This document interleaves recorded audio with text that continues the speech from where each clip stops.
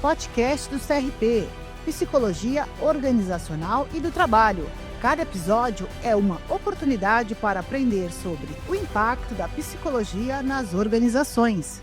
Olá, boas-vindas ao podcast, que é o podcast que debate psicologia organizacional do trabalho do CRP de Santa Catarina.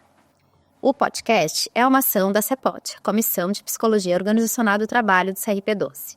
Eu me chamo Patrícia e estou aqui como conselheira, presidente da comissão e muito orgulhosa de estar abrindo também esse segundo episódio. Como tema desse episódio, então, a gente vai falar sobre como os profissionais de psicologia nas organizações podem e devem lidar quando a questão é violência. Até onde vai a nossa atuação? Que práticas e saberes uma profissional deveria ter para desenvolver uma ação ética e cuidadosa quando se depara com situações de violência? Para podermos refletir e aprender um pouco mais, então, sobre essa questão, a gente tem aqui presente 3 excelentes convidadas, que eu tenho muita honra aqui de compartilhar esse encontro. Para que a gente não perca, assim, nenhum elemento importante, eu vou pedir para que vocês façam, então, as suas autoapresentações, tá? E desejo para que quem está ouvindo fique tão animado e satisfeito como a gente espera a gente esteja aqui também. Olá, meu nome é Graziele Barnstons, eu sou professora da Universidade Federal de Santa Catarina, na graduação e pós-graduação em Direito. Sou doutora em Direito, doutora em Psicologia Social Crítica e queria agradecer aqui o convite. É uma honra estar aqui nessa mesa, especialmente com uma professora que foi minha mentora durante o doutoramento na psicologia, e vou tentar contribuir de alguma forma com algumas inquietações da psicologia social crítica nessa proposta de pensar a psicologia organizacional. Eu sou Suzana da Rosa Tolfo, sou professora do Departamento de Psicologia da UFSC, hoje especificamente na pós-graduação, e acho que posso me definir hoje como uma pessoa que tem militado, né, atuado especialmente em diversas atividades contra as violências e procurando alternativas em termos de atendimento, né, à população e às políticas públicas, né? Quero também agradecer, um grande privilégio, né, estar aqui reencontrando colegas, né, colegas da psicologia, minha colega de UFSC, né, que me emociona com as suas palavras. Então, vamos ao debate. Vamos lá. Eu sou Juliana Remor, psicóloga clínica e organizacional, faço parte com muito amor da comissão CEPOT, do Conselho Regional de Psicologia. Sou professora também universitária, estamos aqui, né? E vamos sim falar de um assunto que traz muito adoecimento, com certeza, que são as violências. Então, vou começar já, então, com a primeira pergunta, né? Que é como identificar, né? Ou caracterizar violências no contexto de trabalho, como verificar às vezes e inclusive achar o limite entre o que não é violência e o que é violência, e ainda mais quando ela vem talvez num formato de cultura ou quando ela pode ser considerada sutil, mas que também adoece, e muito. Então, as violências, elas são diversas. Normalmente, nós pensamos nas violências como aquelas que são mais explícitas, que estão aí na televisão, nos bombardeando continuamente, né, desde as guerras, né? A Hannah Arendt diz que durante muitos anos a gente negligenciou a violência nos estudos das ciências humanas e da psicologia, né? E a OIT, ela nos ajuda dizendo que bem nessa direção, né, que a Juliana trouxe, que as violências não são só essas violências de fato. Nós negligenciamos muito, mas nós precisamos pensar nessas violências que são os constrangimentos, as humilhações, as desqualificações, as situações de retirada de autonomia no ambiente de trabalho, né, e que muitas vezes trazem efeitos extremamente nefastos do ponto de vista da saúde mental dos trabalhadores, dos gerentes, e que são negligenciadas se nós não sabemos exatamente do que se trata, né? Entre as violências, a que eu tenho trabalhado mais são os assédios moral e o assédio sexual.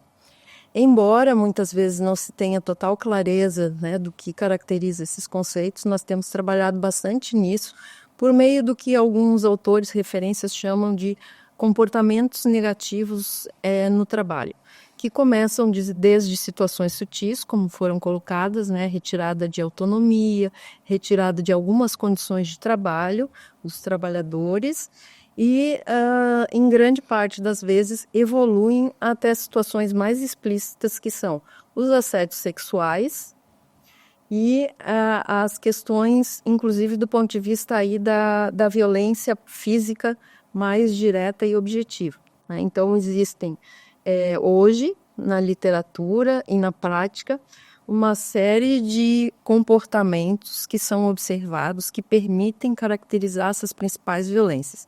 Se nós formos pensar nas violências em geral no trabalho, né, não só os assédios, nós temos violências desde expor o trabalhador a condições inseguras de trabalho, por exemplo, né? Existem as situações que são boicotes, né? Existem as situações que são situações hoje da própria precarização dos ambientes de trabalho, as precarizações nas relações de trabalho, né?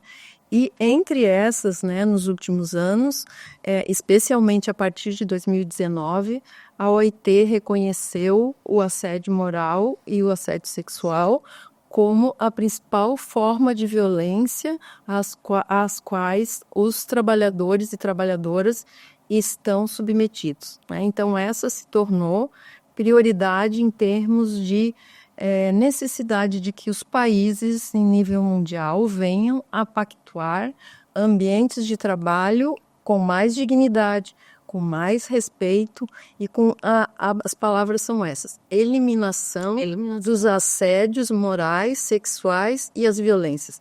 E isso inclui todos os trabalhadores, desde os estagiários até os gestores, né? E isso pensando também na convenção que as questões ligadas às violências de gênero, elas são mais insidiosas, e em função disso, nós, mulheres, né, estamos mais sujeitas a situações de violência e assédio. Eu queria só aproveitar que existem várias violências, a gente vai depois adentrar um pouquinho mais aqui também, que elas podem não ser construídas dentro da empresa, mas elas reverberam no espaço social, que também é empresa, né? Quando a gente estava falando, então tu mesmo trouxesse agora a questão de gênero, e a gente sabe que, sim, por exemplo, violências que vêm por conta do machismo, por exemplo, né? Então, assim, e que às vezes não parecem ser uma violência, que não parece ser alguma coisa específica do trabalho, mas ela é uma violência. E assim, quando a gente for pensar em racismo, né, pessoas, etarismo, pessoas, na verdade, com deficiência, entre uma série de outras pessoas, né, pessoas pretas, assim, que têm, na verdade, assim, que são, às vezes, violentadas dentro do espaço, com uma banalização, inclusive, da organização, que não olha para essas violências como uma violência do trabalho, como se não fosse uma responsabilidade dela, né? Eu acho que isso é importante a gente frisar também, porque às vezes a gente acha que a gente esquece, né, porque a empresa, ela não é um lugar asséptico, né, um lugar onde que a gente não nós, né, mais um coletivo do coletivo, né? Então, eu acho que queria só dar uma frisada nessa, sei que a gente vai debater mais depois sobre isso, mas não é para que acontece lá fora, que dentro da organização também não é o meu fazer, porque provavelmente, se acontece fora, acontece dentro também, sim, né? E é o meu fazer do psicólogo organizacional, com certeza. A gente fala no campo do direito sobre algo que geralmente acaba sendo ignorado por organizações privadas ou instituições públicas, mais organizações privadas, que é sobre a função social dessa empresa, dessa organização. Isso está estabelecido na nossa Constituição como uma referência da ordem econômica que deve ser fundada no valor do humano e que ali deve ser respeitados diversos princípios e diversos ambientes seguros, por assim dizer, desde a gente pensar em respeitar direitos humanos e manter também, vinculado a isso, um diálogo de respeito com o trabalhador, com a trabalhadora, e também com o próprio meio ambiente como um todo, né? E aí não tem como a gente dissociar, e eu acho que é extremamente necessário a gente contextualizar as organizações dentro de uma estrutura social gigantesca, porque todos os atravessamentos que se referem a códigos discriminatórios que a gente tem na sociedade, a gente também vai ter dentro da empresa. A gente também vai ter dentro de uma organização, de uma instituição universitária, de uma instituição pública, necessariamente.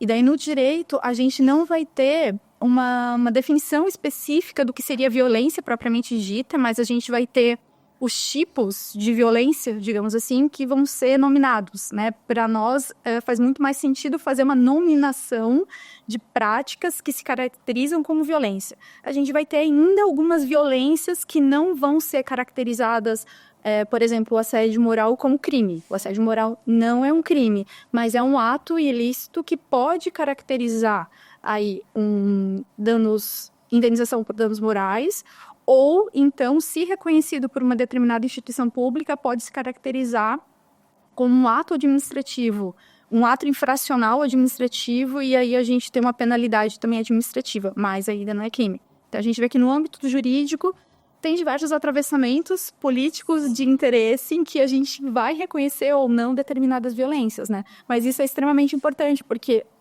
dependendo do grupo de vulnerabilização a qual o trabalhador pertence, a gente vai ter nuances de assédio moral ou de assédio sexual, né, que a gente começou abordando sobre isso, diferenciados. Então, o assédio moral a uma pessoa negra vai se caracterizar também com a prática de racismo. Então, se a gente não reconhece ainda o assédio moral como um crime, naquela prática discriminatória a gente pode pensar dali o racismo. Então, para isso é importante entender, né, quais são as dimensões dessas violências. Eu acho bem importante, né, essa pontuação da questão da discriminação, especialmente para os psicólogos organizacionais. Muito importante. Porque muitas vezes eles são a porta da violência em função da própria forma como a sociedade se organiza, né? Como foi colocado o machismo estrutural, né, as questões escravocratas, né, as nossas heranças sociais, né, mas quando a gente vai muitas vezes para o micro, né, se nós não olhamos para isso, nós perdemos de olhar o que a gente sabe que muitas vezes acontece lá no processo seletivo, quando um psicólogo organizacional já começa às vezes a falar veemento ali e a gente não percebe como violência. Então, às vezes a discriminação está ali, às vezes a violência começa nas próprias perguntas que são colocadas relacionadas à questão de gênero. Tem um absurdo de organizações onde eu sei que psicólogos já foram pressionados para perguntar sobre preferências sexuais, além do que, bem como a Juliana, né, questionou agora, a professora Maria Esther de Freitas diz que muitas vezes começa exatamente nesse momento, a situação da violência, o anúncio dos possíveis assédios morais, dos danos morais, né? Quando perguntam também para mulheres determinadas questões, quando há pressões se ela pretende engravidar, se ela não pretende, né? A questão de se ela tem apoio, se tem família e tem filhos pequenos. Como que não enxergar que ali já começa a violência para essa mãe, né? Tem uma chave bem legal, que daí eu gosto bastante de falar sobre isso, que se refere a como a gente pode entender a discriminação. A gente tem alguns textos internacionais, que são textos jurídicos, que vão definir o que é discriminação.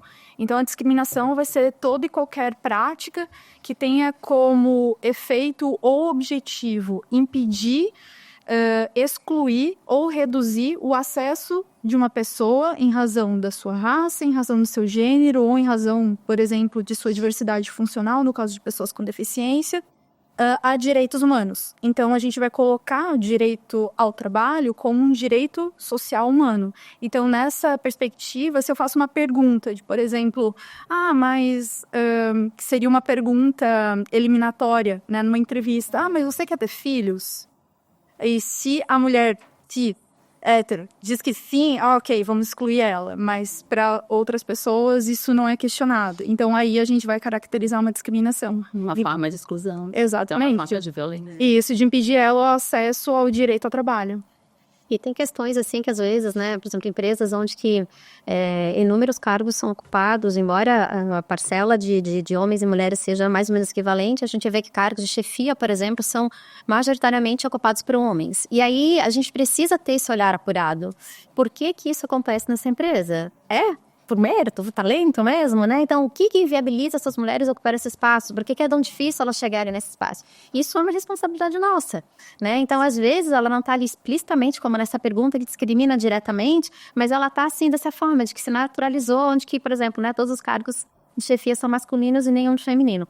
E entre outras tantas, né, que a gente podia apontar aqui, mas só queria pegar esse gancho, porque às vezes a violência, ela não é assim, como a gente falou, de explícita, né, não é um tapa na cara, mas é uma dor que está ali presente e que às vezes, assim, não é individual, ela é realmente, assim, que aquele grupo de pessoas, enfim, né, que a gente precisa estar olhando com a nossa sensibilidade um pouquinho maior.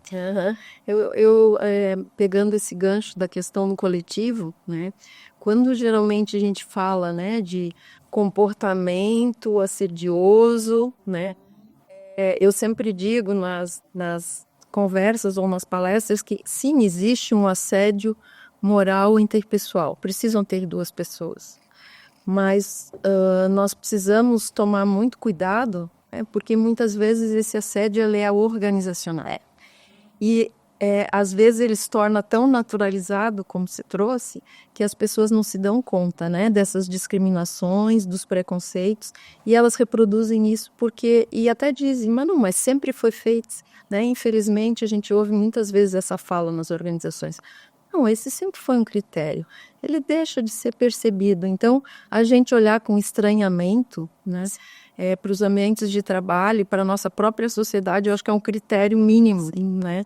Um critério mínimo para olhar até que ponto nós estamos cumprindo o nosso próprio código de ética, né? O quanto nós estamos pensando nas pessoas e nos trabalhadores de uma forma que possa levar um trabalho que seja digno, né? Que acho que é um parâmetro mínimo. Agora, com as ideias de um trabalho decente, e eu vejo que a psicologia precisa ter um compromisso, né, de olhar para essa subjetividade no trabalhador, né, e olhar nesses diferentes níveis. Estamos sendo convidados a sentar, né?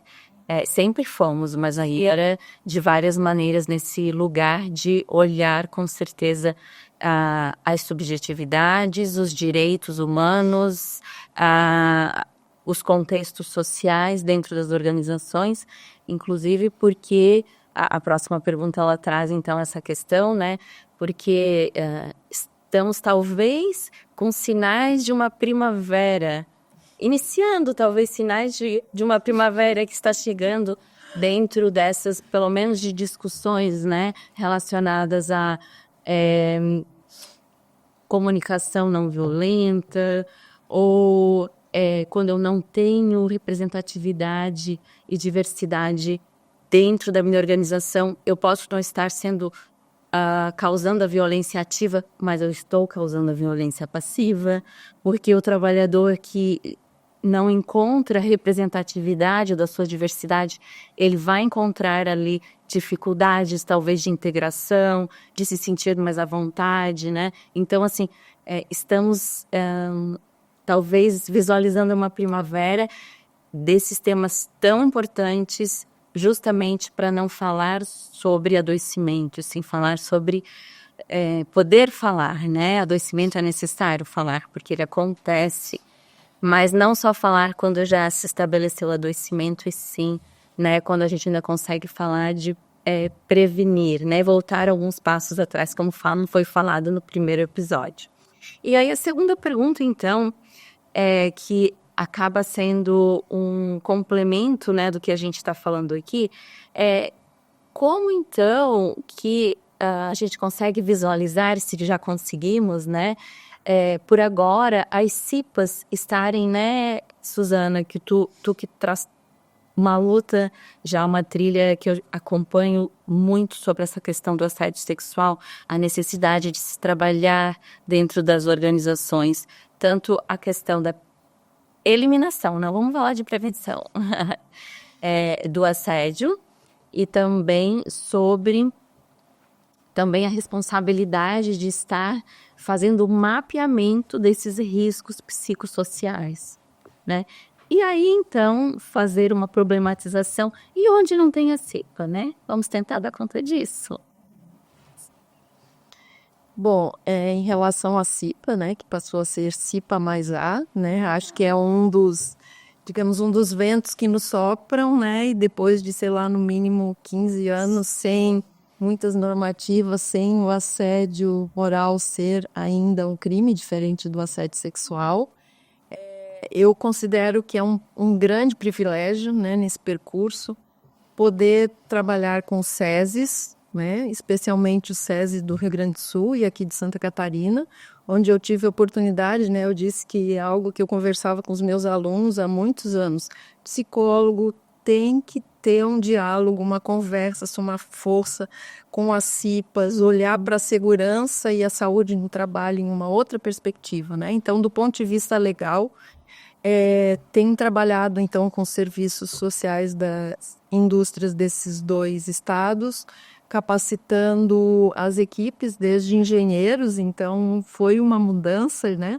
Vou até contar, eu acho que dá tempo, né, de contar uma pequena observação, né, sobre o quanto isso foi inusitado, talvez há uns 2 anos, que um dos coordenadores da área, que é engenheiro, ele convidou a psicóloga, que foi minha aluna, colega dele de trabalho, para ela vir junto, porque ele tinha um pouco de dúvida o quanto nós conseguiríamos fazer um diálogo mais pensado na prática, em preparar, né? Então, os desafios eles começam desde aí, só para colocar e pensar no conjunto. E foi um trabalho extremamente gratificante né, um deles foi, então, capacitar, né, sobre assédio moral, assédio sexual, as equipes das CIPAs de todo o estado, né, com engenheiros, psicólogos, assistentes sociais, enfermeiros, depois ser chamado em algumas das regionais, né, com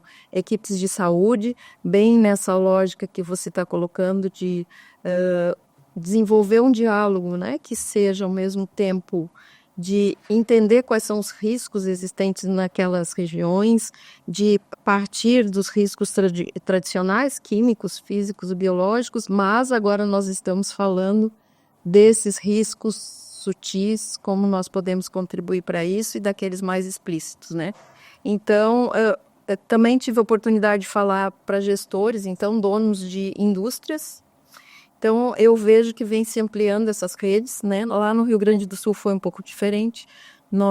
Eu capacitei as equipes das regiões, as equipes especialmente que fazem os atendimentos ligados à saúde mental. E aí essas equipes foram trabalhar com as suas equipes e aí eu acompanho um pouco mais de longe, né? Então, desse ponto de vista, vejo que especialmente a indústria vem se preocupando mais, até porque eles têm, né, acho que equipes formadas, né, em geral, já com grupos multidisciplinares, né? Tem já um histórico maior em termos de capacitações e essas questões todas. Agora, quando não são necessariamente, né, não necessariamente tem uma CIPA, o que eu mais tenho visto, tenho sido, né, convidada a trabalhar, eu tenho visto colegas psicólogos trabalhando, são em organizações que têm ouvidorias, que têm comitês de ética, né, que também já tem algum tipo de encaminhamento. E a outra porta de entrada, né, de conversas importantes para nós nessas interlocuções, ou na dita prevenção primária, que a gente diz, né, que é procurar capacitar para que, esperando que um dia sim aconteça o mínimo possível, também tem sido muito com sindicatos. Tá? Além de outras instituições, como os tribunais, que já têm, né, CNJ já definiu uma legislação, tem claramente definida, a CGU também tem uma cartilha agora que tem sido bastante utilizada, né? Então, esse é um momento, eu posso dizer, fértil, que me alegra muito, né, nesse tempo todo, e que vejo muito relacionado a essa questão, né? Como nós podemos trabalhar com quem está lá na ponta para disseminar o que é assédio, pensando na legislação da CIPA, além das capacitações, precisamos formar um setor, precisamos ter alguém para ouvir e receber as denúncias, né? E o outro ponto que é muito importante para o psicólogo, né, além de entender o que se trata, é o que nós fazemos com isso, né? Então, obviamente que os conselhos, né, os profissionais vão procurar, muitas vezes, além do sindicato, os vários conselhos como forma de tanto se informar, né, porque como o assédio muitas vezes não é muito claro, especialmente nos ditos microtraumas, por situações menos explícitas, não menos violentas. Não menos violentas. Não quer dizer, né, não vamos subestimar que por ser micro tem menos reflexos na saúde, nas questões de ansiedade, especialmente, depressões, a própria dificuldade em identificar o que acontece, o que acontece quando é um ambiente organizacional assedioso por meio da cultura que se falou, né, por meio das práticas veladas, entre aspas, por meio dos incômodos que a gente não consegue nem ver.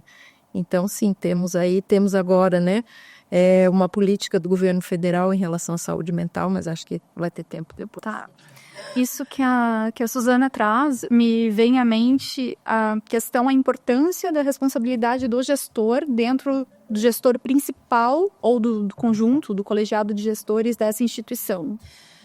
A gente vai ter alguns estudos, algumas pesquisas que vão revelar um desenho arquitetônico de como que a organização ela deve se prontificar para respeitar essa sua função social, para principalmente entender que vai ter violência naquele meio.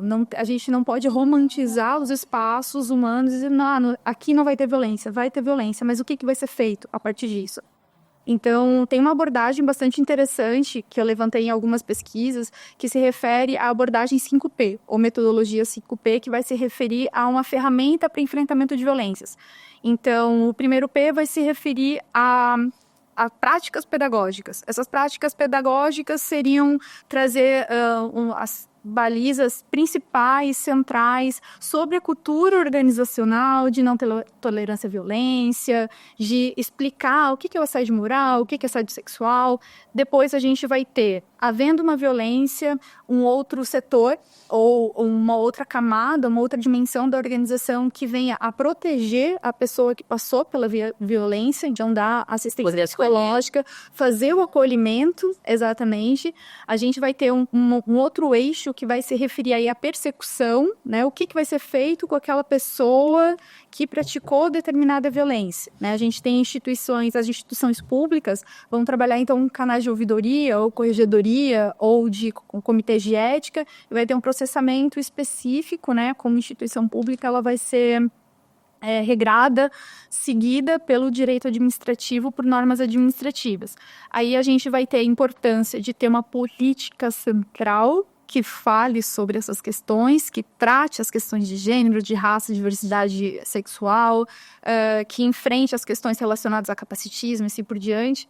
E a gente vai ter também o último P, que vai ser medidas relacionadas ao que a gente chama de prevalência. A prevalência seria um termo técnico de pesquisa para a gente investigar se essas medidas implantadas estão tendo resultado, se as práticas discriminatórias permanecem, se a gente vai rotacionar um pouco essa política e o que vai acontecer.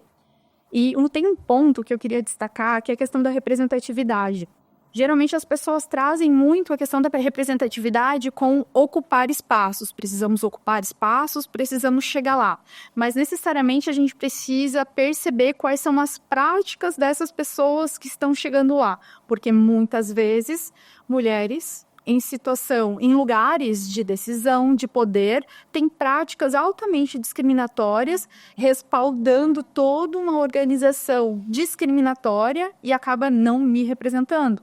Então, quais são essas práticas, né, que nessas dinâmicas organizacionais acabam chegando até esse lugar?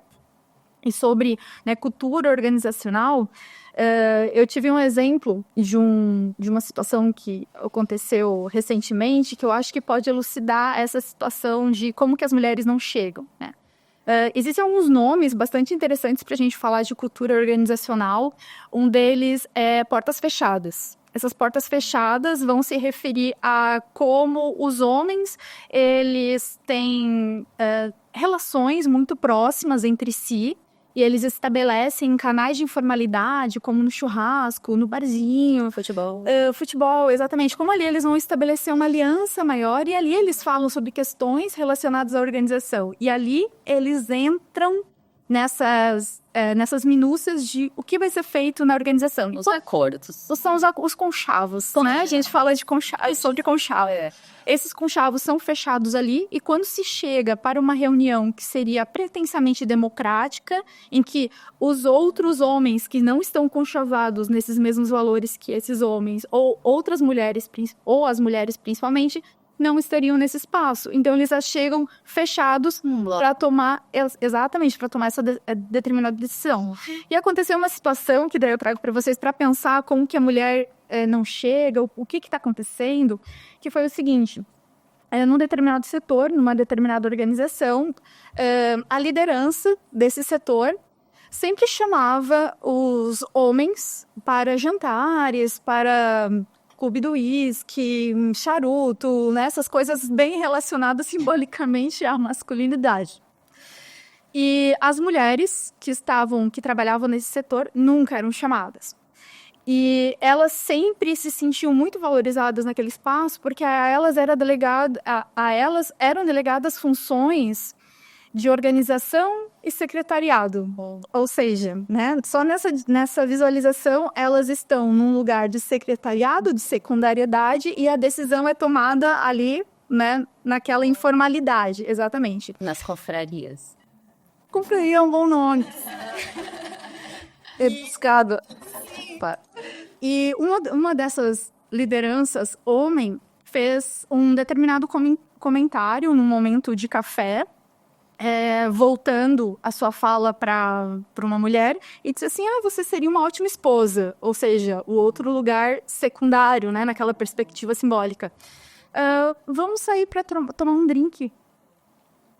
E aí, naquele momento, ela percebeu: ok, esse é o lugar que me é colocado aqui. Ela se fez como se não tivesse acontecido nada, não respondeu, enfim, fugiu no setor de encontrar por alguns dias e passou algumas semanas, ela foi excluída de um projeto. Sei. Por essa liderança. Mesmo tendo ficado calada, tendo deixado. Ela não ocupou o espaço simbólico Sim. que ele tinha colocado para ela.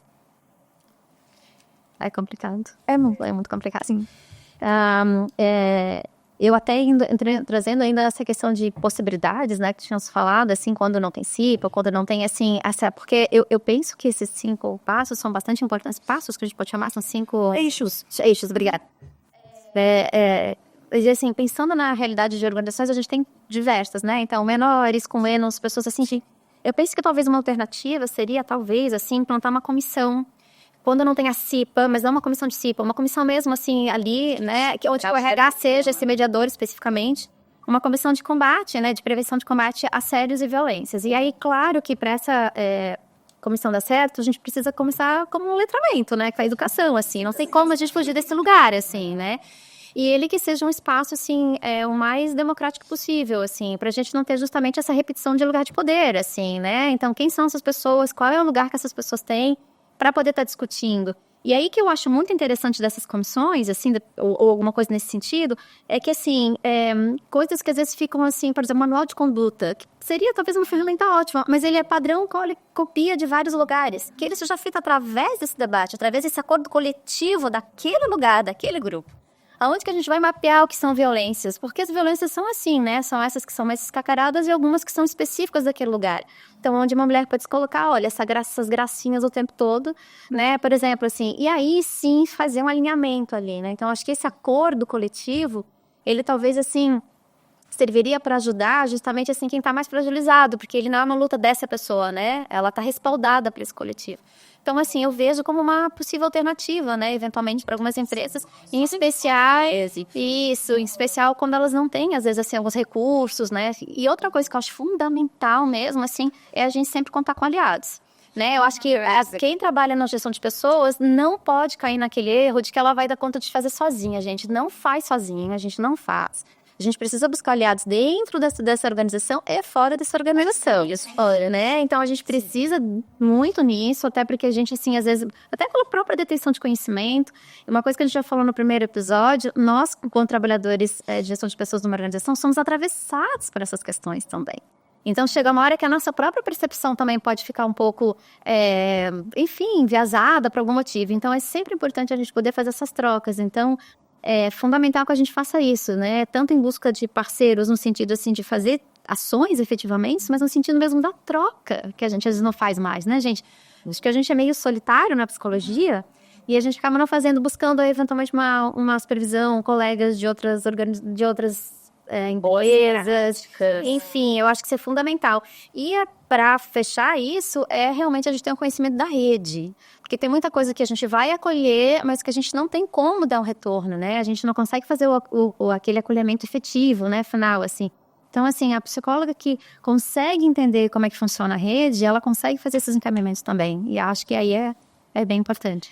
Sim, a nossa próxima pergunta vem nessa direção em relação a ter um espaço, e daí o nome que a gente vai dar para esse espaço, a cada organização vai claro, conduzir, mas ter um espaço para acolher, para escutar, um espaço onde seja não só um espaço físico mais democrático, mas que principalmente tenha sido capacitado para a identificação, para olhar, né, para esse olhar, né, do sutil e do não sutil, de empoderar a organização culturalmente para trazer essas discussões, porque elas não são umas discussões que vai ter um convite especial, a gente vai ter que impor, né, esse tema em determinadas reuniões e capacitações, e também, principalmente, deixar esse mapeamento feito, Patrícia, que tu acabou de falar, né, da rede. Porque se eu tenho um espaço onde eu acolho, eu escuto, e depois eu só acolho e escuto, o que mais eu posso fazer? Porque eu preciso fazer, né? Eu preciso, de alguma forma, auxiliar esse meu colaborador a ir em busca para além da organização também. Porque eu não vou dar conta, né, dentro da organização como psicólogo, como profissional de recursos humanos do todo. Então, eu preciso ter esse mapeamento e, com certeza, estar ativo nesses contatos, porque só saber o nome da rede e para onde encaminhar, e talvez saber o telefone não é suficiente. Preciso conhecer a pessoa que está lá. Eu preciso conhecer o trabalho que é feito lá dentro. Até para poder encaminhar o meu colaborador e dizer, lá dentro funciona assim. É assim que tu vai ser acolhido. É assim que é trabalhado, né? E aí a pergunta é essa. A experiência de vocês, né? Com profissionais e com esse contato que vocês têm a partir do lugar que vocês atuam com esses lugares, né? Com essas instituições, com essas redes, através das leis, através do direito, através da universidade, através de instituições, né, que gerenciam, que trabalham com empresas diretamente. Uhum. Quer falar? Eu vou aproveitar uma palavra que tu utilizou, que é letramento. Porque eu trabalho com letramento, venho trabalhando já há algum tempo com a expressão letramento antidiscriminatório. Eu gosto bastante porque algumas pessoas vão entender como tenho que aprender sobre novas formas de relação, mas isso tem uma camada bastante profunda, que é entender uma nova linguagem das relações, como as relações se dão. E eu não conheço as palavras, não sei se é um termo técnico que é utilizado, por exemplo, de sutis, né? Porque para alguns corpos, essas violências não são nada sutis. Não. Então, né? É usado fora, né? Para quem sente, não é nada sutil. Exatamente. Então, acho que algumas práticas, as práticas de violência, muitas delas, elas são naturalizadas dentro dos espaços institucionais, né? Então, foi mencionado sobre assédio moral organizacional. A gente vai ter 2 instituições, uma hospitalar e outra bancária, que só nesse ano foram condenadas como aquelas que tiveram práticas e a instituição não se posicionou, em ações promovidas pelo Ministério Público do Trabalho, que antes de ir a processo judicial, tentaram administrativamente um acordo via termo de compromisso. O TAC, né, termo de ajustamento de conduta, mas as pessoas, né, os gestores ali não reconheceram, ou seja, naturalizaram essas práticas. Então, eu acho bastante interessante a gente pensar o letramento nesse sentido de a gente aprender uma nova linguagem, de aprender o que significa determinadas práticas discriminatórias. Eu atuo em algumas instituições fazendo essas capacitações, fazendo essas oficinas, inclusive porque até na própria área do direito, a questão relacionada a, por exemplo, discriminação acerca da diversidade sexual é algo que vai surgir com muito mais força há aproximadamente uns 15 anos. Então, tem muitos profissionais que estão há bastante tempo, né, em instituições como tribunais, Ministério Público, que não foram letrados sobre essa realidade e acabam tendo um olhar bastante enviesado e naturalizado, achando que essa violência sempre foi assim, vai continuar sendo, não reconheço isso como um direito humano a ser tutelado, a ser protegido, enfim. Então, a minha atuação tem sido nesse sentido, né, de trabalhar com essa base de letramento antidiscriminatório, com bastante diálogo, com bastante conversa, trazendo convenções internacionais que trabalham, interamericanas que trabalham sobre direitos humanos, e é até estranho, né, quando eu falo com alguns colegas da área do direito, por exemplo, eu vou ensinar direitos humanos. Tá, mas não tiveram isso? Só que a gente teve diversas convenções últimas aí que as pessoas nem sabem, porque acaba não sendo ventilado e dialogado também. E o que eu percebo muito, até comentei com a Suzana anteriormente sobre isso, é que eu sou chamada para dar uma palestra, uma capacitação, fazer algum trabalho a curto prazo, mas pela equipe de RH, pela equipe onde a gente encontra, né, a responsabilidade de vocês, um psicólogo, uma psicóloga organizacional. Mas aí a gente enfrenta ali a ausência de letramento da importância desse tema na gestão. Então, a minha experiência tem sido essa. Por isso eu achei tão interessante quando falasse de primavera, porque me remeteu ao que a gente conversou, porque a gente está semeando. Né? A gente está colocando aí as sementes e quem sabe daqui a um tempo a gente veja o resultado. Mas, né, seguindo esse caminho a gente está. Eu acho bem legal tu trazendo essa questão, reforçando a questão do letramento, porque eu acho que a gente conduza também letramento, a gente sai um pouquinho daquele escopo de, eu vou falar aqui muito entre aspas, né, de ideologia, porque a gente enfrenta isso, infelizmente, dentro da nossa categoria de psicologia.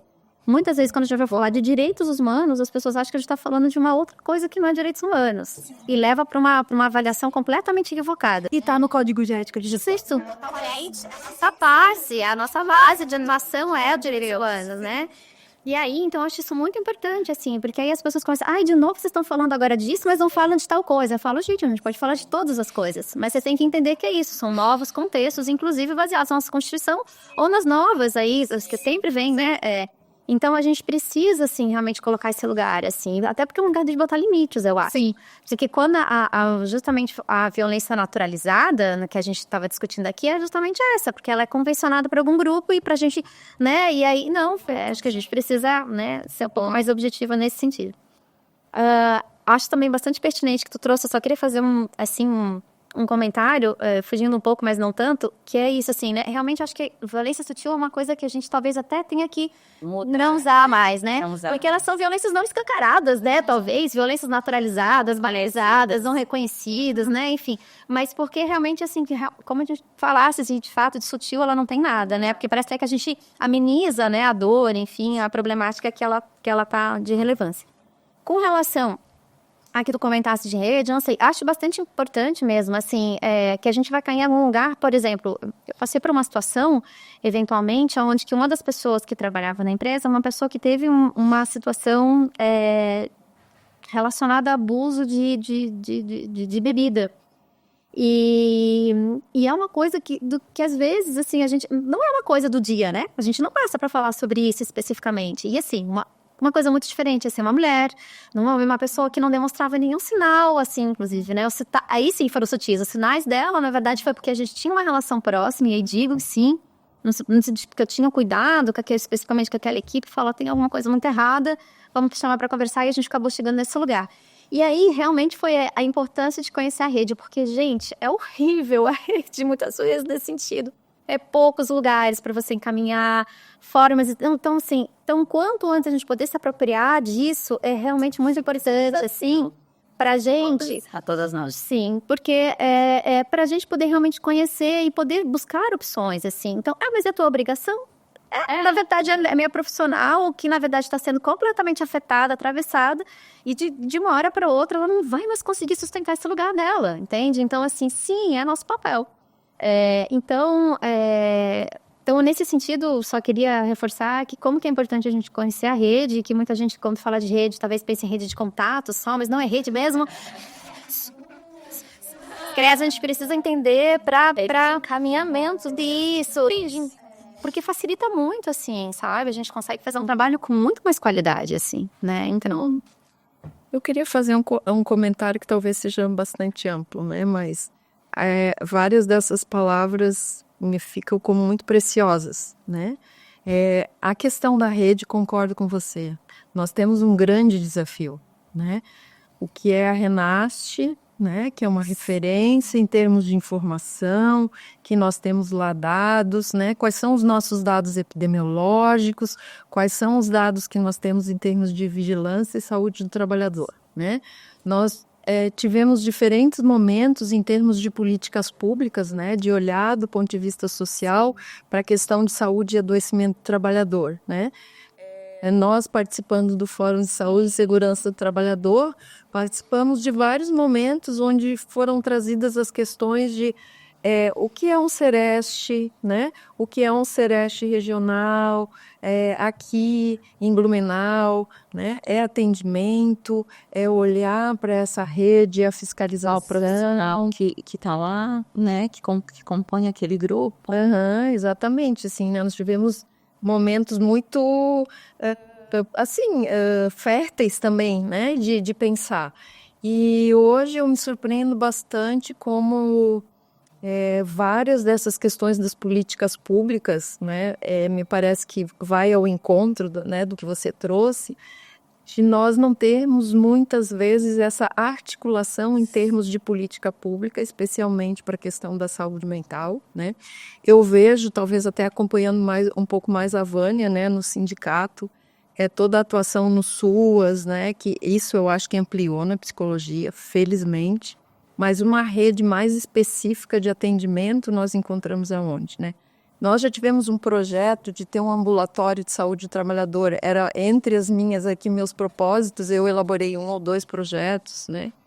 E a gente vê o que me surpreende bastante, né? Que sejam esses ares aí, né? Que nos alegram. A gente ainda tenha pouca articulação em termos desses atores de saúde do trabalhador, né? Então, se nós pensamos, né, que o trabalho continua sendo algo tão central na minha vida, né, na vida de vocês, na vida da maioria das pessoas, o que acontece aí, né, como um fator identitário tão importante como fundamento da nossa Constituição como sujeitos, né, que nós tenhamos aqui, a gente poderia falar durante horas sobre as questões hoje, né, dessas platamorfizações, uberização, né, as mudanças no trabalho, como isso impacta diretamente, né, os resultados. Na semana passada eu até postei da relação, né, entre trabalhos com remuneração mais baixa, com trabalhos mais precarizados, mais adoecimento mental. Né? Então, voltando a uma das palavras que você trouxe, né, eu acho que, e a Grazi também, acho que a inclusão do letramento em CIPA, em OIT, né, a gente pensar, né, no que eu sigo mais ou menos a ideia, né, que não inclui todos os itens que a Grazi trouxe, né, de uma prevenção primária, que é não vamos extinguir, mas vamos procurar reduzir ao máximo, né, a assistência, que muitas vezes é onde o psicólogo vai lá sem, talvez, nem tanto preparo para trabalhar com saúde do trabalhador, porque começamos a trabalhar muito tardiamente, né? E depois, além de ter os problemas em nível terciário, né, que muito menos ainda. Se a gente vê lá no fórum, lembra quando os colegas da Previdência iam contar, né, do quantitativo de pessoas afastadas, da questão toda, né, de como lidar, seja com a reabilitação, o que é a reabilitação e saúde mental. Quem na organização cuida desse retorno? Exatamente. De que maneira se a pessoa vai ser acolhida na hora do retorno, né? Existe uma política para que ela consiga trilhar essa reabilitação, ou vai ser um outro sofrimento diferente agora? Exatamente. No assédio moral, esse é um dos exemplos muito claros, né? Porque se você tem um ambiente, se o assédio organizacional ou se o assédio é na equipe por meio de uma chefia que tem uma posição fundamental, né, nesse regramento constitucionalista, não vou falar nem jurídico, né, na constitucionalidade dentro de uma organização, nas regras, nas normas, né, do ponto de vista do mínimo de uma ética que, como foi dito, não precisa estar escrito no manual, mas que tem que ser uma prática.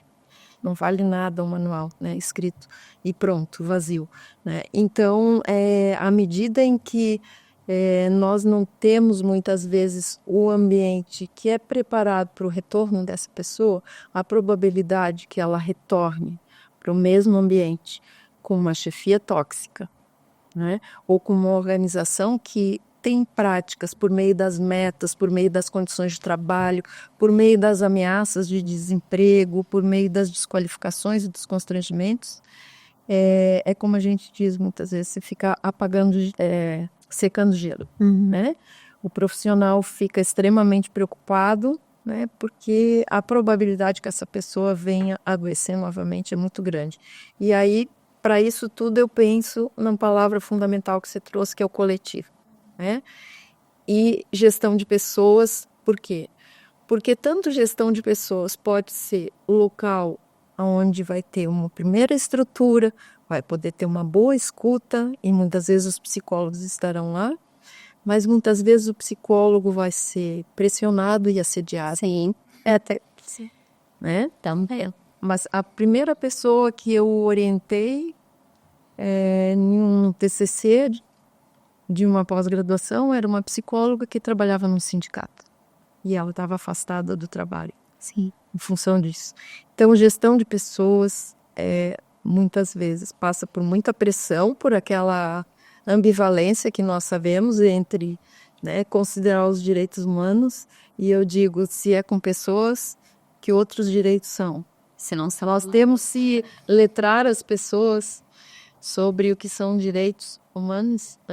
Então, voltando ao ponto, nós temos outro problema, que é muitas vezes quando gestão de pessoas fica sob a pressão de uma gestão organizacional muito violenta, muitas vezes gestão de pessoas é quem imputa a violência. Nós fomos contratados por uma grande organização que existe em todo o estado, fizemos um diagnóstico, e aí teve uma pergunta que eu acabei não entrando tanto nisso, né? Nós procuramos identificar riscos psicossociais, como diagnosticar que situações psicossociais que geram perigo para o trabalhador, né? E a denúncia no canal de ética era sobre a gestora de pessoas. E nós não nomeamos isso de um diagnóstico de assédio, porque senão seria antiético com ela, com a equipe, né? Nós diagnosticamos como relações interpessoais e acho que administrativas, alguma coisa assim. E as situações apareceram, né? Os sutis no sentido de que é um disfarce. Sim, sim. E de que É um modo muito perverso de não mostrar a cara, de não querer deixar também. as provas jurídicas e muitas vezes de não demonstrar o dano. E não, com certeza não é um bom termo, mas é uma forma de dizer que nós vamos, em geral, daquilo que é menos visível até aquilo que, à medida em que o assediador ou o grupo de assediadores ou a gestão da organização não consegue seu intento, os riscos vão se tornando mais visíveis, né? E, em geral, não é uma relação direta, mas a tendência é que o adoecimento é maior. Então, no caso, né, foi identificado, sim, que a gestora ela usava de assédios mais sutis com alguns, né, só na relação interpessoal. Muitos casos os colegas não viam, mas eles testemunhavam que o outro colega saía completamente desestruturado. Destruídas de uma conversa sutil, vamos dizer assim. Sofrimento, né? Mas eles presenciavam outras situações. Então, quero voltar a tua palavra coletivo e a palavra políticas, que está incluída aqui, eu achei ótimo, 5 P's, né? Quero aprender mais sobre isso. Por quê? Porque para seja um psicólogo que atende alguém sozinho, com todas as dificuldades da rede, e às vezes as pessoas só querem ser escutadas mesmo. A gente fica frustrado, a gente acha que podia ser mais, e a pessoa chega e diz assim, não, me dizem que eu tenho que entrar na justiça, eu tenho que contratar um advogado. Mas como é que eu vou falar com um estranho sobre o que aconteceu comigo? Porque eu sempre te falo nas palestras, quem é que gosta de ser desqualificado, constrangido e humilhado? Ninguém. A gente espera num ambiente saudável de trabalho que a gente seja reconhecido, né? Então, considero que organizações que têm uma política, que têm fluxos de atendimento, mesmo que seja num primeiro momento, a escuta com todas as limitações que nós profissionais percebemos nisso, né, faz o primeiro movimento, né? E ter uma política que defina como nós vamos capacitar, né, no meu caso mais o linguajar de gestão de pessoas, como nós vamos letrar, como nós vamos definir, né, algo que agora passou recentemente lá, foi aberto à comunidade, né, a nossa política, a nossa proposta de política por meio de uma comissão, onde as pessoas vão procurar, o que elas vão procurar, precisa de uma informação do ponto de vista jurídico, precisa ser especificamente ouvida, já adoeceu e tem uma junta médica, ela precisa se afastar do trabalho, pensando especificamente na universidade nesse caso, ou em outras organizações. É uma pessoa que vai poder encaminhar para outro lugar, vai sugerir um psicólogo e assim por diante. Então, esse do ponto de vista da organização, de procurar mudar uma cultura, né? Se há um compromisso, eu uso muito isso, se é um documento vivo, né? Porque não basta nada ter a lei, né, ou ter uma normativa se ela não for cumprida. Então, se for algo vivo que ocorre, que pode contribuir, que não vai ser milagroso, mas que pode contribuir para uma cultura organizacional, né, para relações interpessoais mais saudáveis, como as pessoas aprendem também sobre isso e como elas desaprendem, que também do ponto de vista cognitivo, sim, uma outra aprendizagem, né? Os textos de aprendizagem organizacional dizem que não basta que a gente aprenda alguma coisa nova, mas a gente também tem que desaprender, às vezes, fazer as coisas, né? Então, e para quem sofre o assédio, eu costumo dizer sempre, o coletivo é fundamental, né? Por quê? Porque se nós estamos dentro de uma organização, se nós estamos aqui falando que embora esteja definido, né, num documento o que é discriminação de 1968, nenhuma de vocês era nascida, né? 1968 o Brasil tem isso definido. E nós estamos aqui falando de naturalizações, nós estamos aqui falando, né, que não basta a pessoa entrar na organização, pular o que a gente diz aquele obstáculo de conseguir passar num concurso ou ser selecionado, mas ela tem que estar inserida, plenamente inserida, é um direito fundamental, né? E além disso, do ponto de vista do enfrentamento, né? Porque numa organização, como a professora Maria Esther de Freitas diz que toda vez que acontece um assédio, e acho que isso é bem importante para os psicólogos, é uma responsabilidade da organização. É uma responsabilidade, porque em qualquer lugar que isso seja informado, passa a ser uma questão administrativa. Há conivência, né? Nós temos aí, recentemente, o caso da Caixa Econômica Federal, onde foi muito claro. E quando eu faço palestra, eu digo, alguém aí tem conta na Caixa Econômica? Todos nós estamos pagando isso, que foi passando em vários lugares.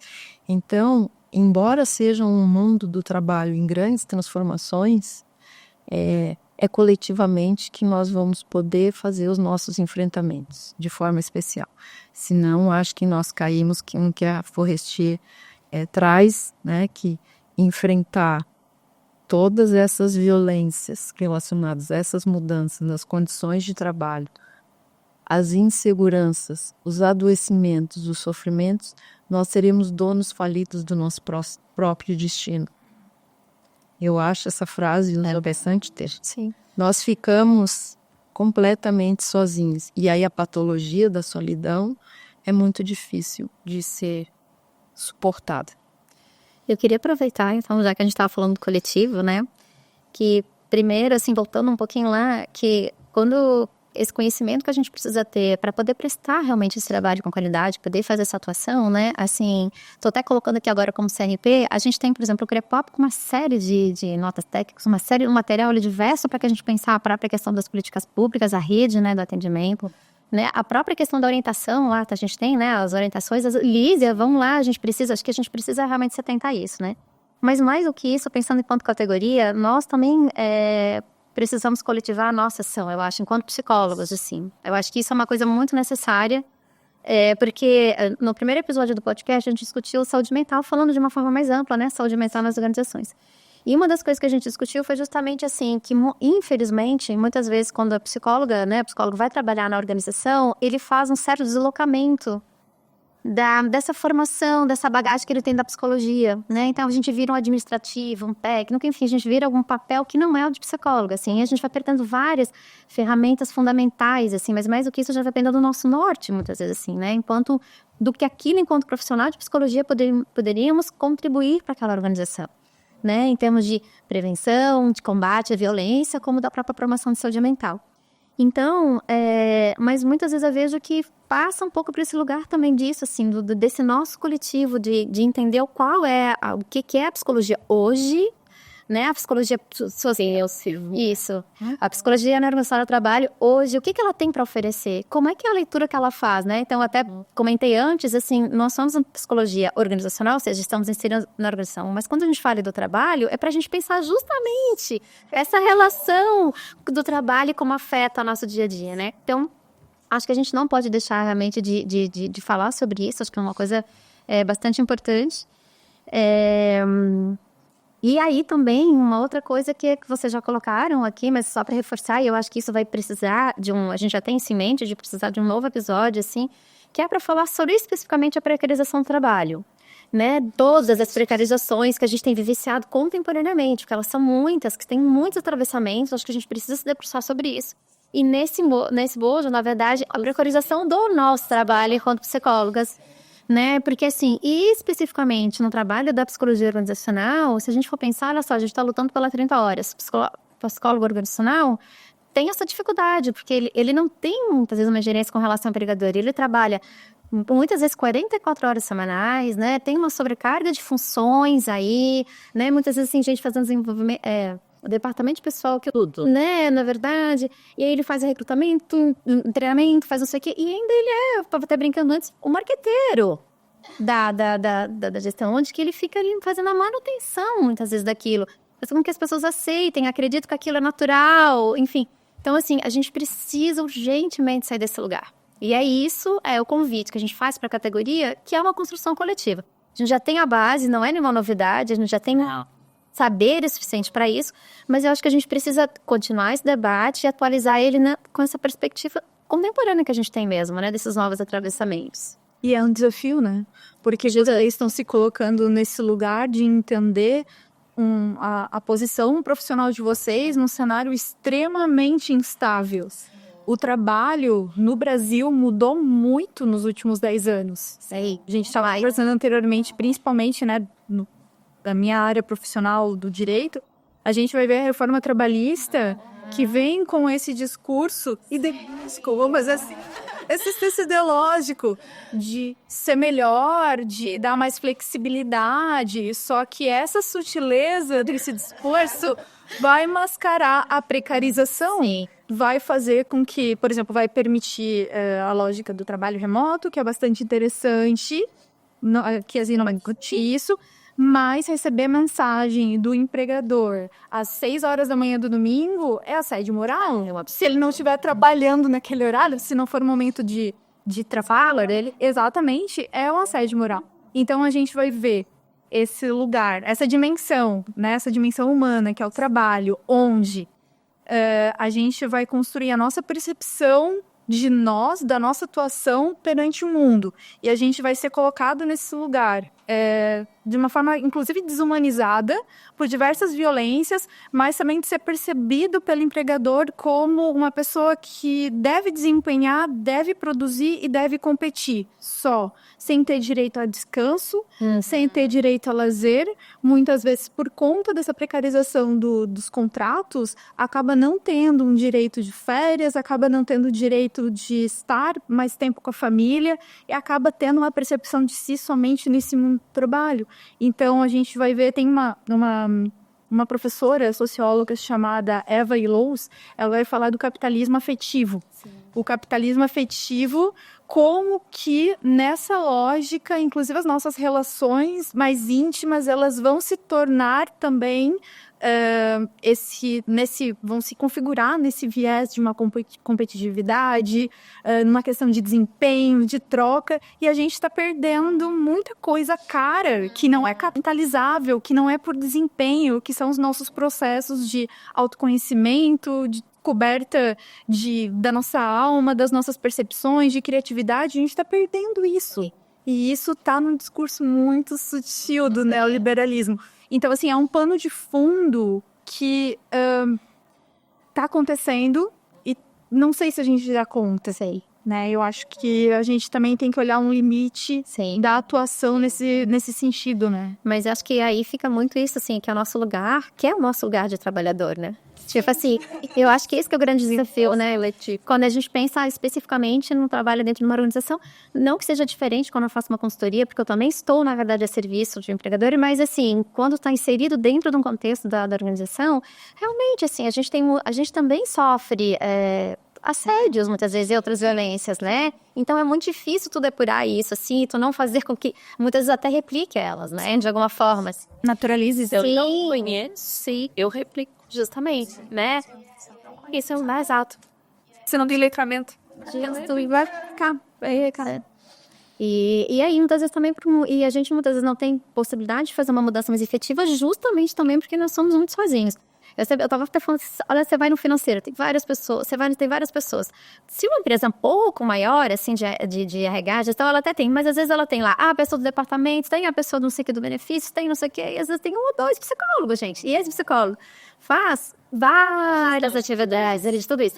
Então, assim, nós somos muito poucos, na minha opinião, assim, se naturalizou, inclusive, de ter, por exemplo, um gerente que é psicólogo, não precisa ser psicólogo na empresa. Sim. Podia ter um psicólogo para trabalhar uma questão específica, outro psicólogo para trabalhar outras questões, assim, mas a gente não tem, assim, um psicólogo tá bom, assim, sabe? Então não precisa muito mais do que isso. Tem que ver se não tem desvio de função. Posso te garantir que lá das advogadas já tá assim, ó. Mas o que acontece, que é um desafio também, é porque muitas vezes a gente não é contratado, né, como psicólogos, nós somos como analistas de RH, e nessa analista de RH cabe o que você quiser. Que é um debate que a gente podia aqui pensar lá atrás. É muito comum. Tá, disso, mas te tira isso aí também o lugar do olhar, da escuta, da subjetividade do colaborador. Aí eu tenho a impressão de que às vezes a gente é psicólogo, mas a gente para na empresa, a primeira bagagem que a gente larga é saúde mental, que é a nossa matéria de trabalho, assim, sabe? A gente deixa assim a nossa, muitas vezes. e a dos outros, né? Então, para trabalhar em prol de desempenho, resultado, como se isso não passasse pela saúde mental. Então, né? Sim. Mas é isso. Eu até queria fazer um comentário, né, que quando você estava falando do letramento, do próprio papel, já dizer como eu acho privilegiado esse espaço que nós temos hoje, né? Nesse momento, se nós estarmos assim, dúvida, né? Porque eu acho que nós podemos levar, né, esses pensos, como costumam brincar, né, para os colegas pensarem nas suas práticas, essas dificuldades, essas ambiguidades na própria exigência, muitas vezes, que a organização vai trazer para o psicólogo, né, muitas vezes esperar que ele próprio seja um assediador, né, você tem que garantir mais produtividade. Várias palavras que estão na moda aí que podem ter muitos sentidos, né? Como vai ter mais comprometimento, né? Vamos aumentar treinamento de resiliência. Sim. Resiliência. Como você teve planejamento. Então, você pressiona as pessoas ao máximo e vamos contratar psicólogos para que eles... Não quebre, né? Vá até aí. Exatamente. Vamos ver até onde, né, trabalhem para que as pessoas cheguem até os seus limites da produtividade, do seu envolvimento, sem que, por exemplo, manche a imagem da organização, seja por assédio, sendo que essas coisas sejam mais sutis, né, com o entre parênteses que a gente está falando, para que não apareça o nome da organização, para que não haja desgaste da marca, para que eles próprios, né, não deixem as situações tão claras, né. E aí, com certeza, é um grande desafio, né, e eu acho que para o conselho, né, nesse sentido que eu digo que é um espaço muito privilegiado, por quê? Porque muitas vezes nós ficamos, como psicólogos, nesse conjunto das técnicas. Nós entramos mais nas organizações e trabalhamos menos com o trabalho. Sim. Né? Trabalho, obviamente, tem que ser pensado como a nossa categoria fundamental para poder ver como esse trabalhador subjetivo, o que acontece com ele e o que acontece dentro das organizações, né? Mas achei fundamental quando você traz, né, essa questão de como nós, psicólogos, então, estamos pensando coletivamente sobre isso, sobre as nossas precarizações, e aí, quando geralmente o psicólogo entra, ele entra para fazer várias coisas e a porta de entrada, que eu sempre dizia para os alunos, é muito mais, em primeiro lugar, recrutamento e seleção, processos. São subsistemas de gestão de pessoas. E tem, né, também me surpreende, quem gosta de folha de pagamento, né? Ainda existe. Ainda existe, né? É uma possibilidade de entrada ou é um direito, né? Mas onde fica a psicologia, Sim. né? Vejo que historicamente nós demoramos muito mais a entrar na saúde do trabalhador. Sem dúvida. Né?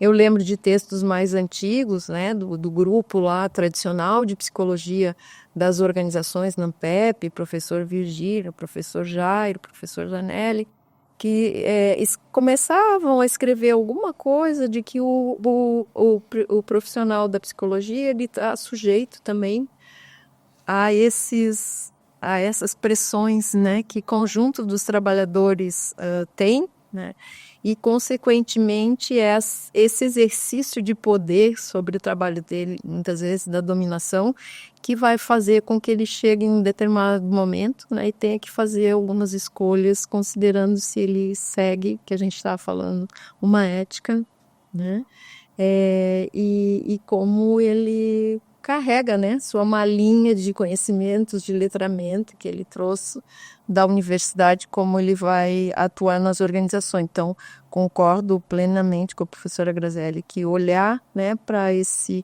multifacetado mundo do trabalho tornou muito mais complexa a nossa atuação, né, e os conselhos, né, se preocuparem para além daquelas atividades, né, que durante muito tempo foram mais tradicionais, uma comissão de ética e coisas assim, contribuir, me parece muito, né, para esse termo que compactuamos aqui, que é o letramento, e pensar coletivamente, né, as nossas práticas, especialmente nos ambientes organizacionais onde existem tantas pressões, né, dentro dessa lógica aí de até tentativas que eu ouvi outro dia, né? Um termo, capitalismo humanizado. Gente, Hoje é a questão como que faz, onde é que se encontra a questão da eficiência, o que comem, né? Onde que devem. É uma expressão sutil. Então, pegamos de sutileza, né? Acho que vamos com a sutileza, as sutilezas não sutis do negócio. Encerramos aqui, então, né, a partir de agora, com várias... eu saio daqui, né, eu acho que quem nos ouve também, e espero que nós todas, né, com uma troca coletiva, né, de letramento, inclusive, com vários termos importantes para colocarmos a nossa malinha e nos ajudar no nosso fazer. Um agradecimento imenso, né, por esse espaço. Falei antes de começar aqui, até fiquei arrepiada de tanta alegria. Eu acho que, de repente, a Suzana, né, a Grazi pode falar um pouquinho também, só para finalizar, assim, né, dar só um fechamento rápido. Eu quero agradecer novamente pelo espaço, por ter sido pensada, lembrada, né, para tentar contribuir com as minhas pesquisas, com o meu conhecimento, com o trabalho de letramento que eu faço, especialmente me colocar na frente da professora Suzana, que para mim é uma referência na área, e foi, né, a gente estava conversando antes, a professora me fez uma pergunta no meu doutoramento, que era, qual é a epistemologia no direito? Pronto, aquilo ali virou muita coisa, e eu fiz um artigo só sobre isso. Enfim, mas para fechar aqui, esse agradecimento, destacar não só esse lugar privilegiado, mas também destacar a relevância não só do Conselho Regional também, óbvio, né, desse espaço aqui, mas do Conselho Federal também de Psicologia, no meio desse cenário neoliberal que a gente está, que também precarizou e sucateou os sindicatos. Então, a gente vê a importância dessa instituição, dessa entidade profissional também de se posicionar e servir de exemplo, não só, obviamente, no seu próprio trabalho, mas servir de exemplo para as outras categorias profissionais também. Então, muito obrigada. Perfeito, obrigada. Bom, quero agradecer o privilégio de estar aqui, né, para esse diálogo. Começamos o diálogo já antes, né, e ela me emocionou com esse relato que eu não sabia, né, de como outros diálogos, né, nos trouxeram ao encontro. Então espero nesse sentido, né, que a partir desse diálogo a gente tenha outras oportunidades, ou cada um de nós nos nossos lugares, né, ou nas instituições, né, e nas representações, no papel muito desafiador que é do Conselho Regional de Psicologia, né. Sobre isso eu sigo completamente as palavras da Graziele. Eu acho que é extremamente importante que nós possamos contribuir. Vocês estão fazendo isso, né? Acompanhem todo esse exercício, que é pensar como uma categoria que passa por muitos desafios, né? Em função de que temos uma responsabilidade com os direitos humanos, né? E ao mesmo tempo os desafios que nós encontramos no cotidiano. Então, parabéns pelo trabalho, né? E foi com certeza um grande prazer estar aqui. Então, para finalizar mesmo agora, parabéns. Que pena. São os termais. Mas eu acho que o bacana foi que, assim, a gente conseguiu, né? Acho que o intuito mesmo do primeiro episódio desse era a gente fazer uma discussão um pouco mais ampla mesmo, assim, trazendo conceitos mais gerais, enfim, discutindo, para a gente poder agora, né, refinar talvez algumas questões e poder se aprofundar um pouquinho mais. Não só através do podcast, mas através de outras ações também que o CRP pode desenvolver, né? E para isso fica então um convite para a categoria, no sentido assim, de mandar sugestões de temas, né? As dúvidas, enfim, e se juntar a nós, né? Então, através da comissão, né? Quem está interessado da Comissão Psicologia Organizacional do Trabalho, né? Para que participe, assim, de reuniões ampliadas, né? E, como eu falei, trazendo sugestões aí de atividades para a gente fazer ao longo aí, que a gente tem ainda até, né? Desde final de ano e próximo ano, então. Quero agradecer também, assim, me fiquei muito honrada de compartilhar esse momento com vocês, assim, iniciar esse podcast. E, acho que a gente iniciou bem, viu? Foi. Obrigada, meninas. Obrigada mesmo. Muito obrigada.